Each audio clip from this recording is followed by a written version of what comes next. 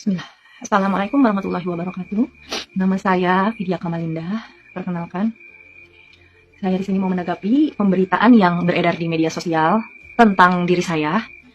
Yang pertama terkait kasus penculikan ya. Saya mau bilang bahwa itu adalah fitnah. Saya keluar dari rumah atas dasar keinginan saya sendiri yang sudah saya tahan sejak lama sekali. Kenapa saya ingin keluar dari rumah? Karena saya sudah mendapatkan kekerasan oleh bapak saya sejak saya kecil. Kekerasan pertama yang bapak saya lakukan waktu saya umur 5 tahun, saya pernah dijambak, ditendang, diseret oleh bapak saya sendiri. Dan itu berlanjut sampai tahun-tahun berikutnya. Itu terjadi karena saya nggak ngerti ya kenapa. Karena beliau punya ambisi yang begitu besar terhadap saya untuk mencari uang. Mungkin karena usaha beliau nggak maju saat itu, mungkin sampai sekarang.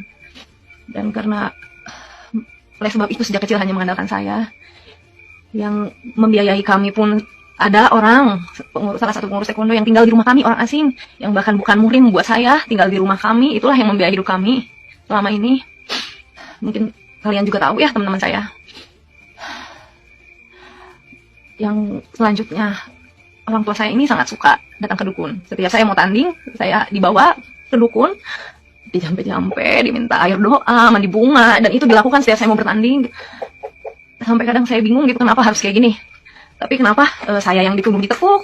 Padahal di sini nggak ada penepukan apapun, nggak ada yang bawa ke mobil. Saya pergi bawa barang-barang itu atas dasar keinginan saya karena saat itu usia saya sudah 21 tahun.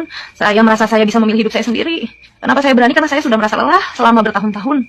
Saya merasa saya punya hak atas hidup saya sendiri. Saya walaupun mereka bilang kamu harus bersyukur sudah dipelihara oleh kami ya. Siapa sih yang mau dilahirin di dunia sebenarnya? Sampai saya waktu itu terbang ke Riau juga karena keinginan ambisi mereka supaya saya harus ikut PON waktu itu.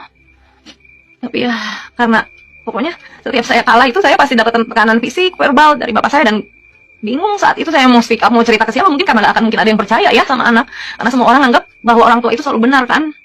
Gak akan mungkin ada yang percaya sama saya saat itu. Karena melihatnya aku orang yang ceria gitu. Semua uang hasil tanding saya, uang gaji bulanan saya, orang tua yang saya terima, orang tua saya yang terima hasilnya, bukan saya yang nikmati. Padahal saya juga pengen kayak orang-orang bisa kuliah. Tapi apa buktinya sampai saya 3 tahun lulus sekolah pun saya nggak dikuliahin sama bapak saya. Saya kuliah pakai biaya saya, pakai uang saya sendiri.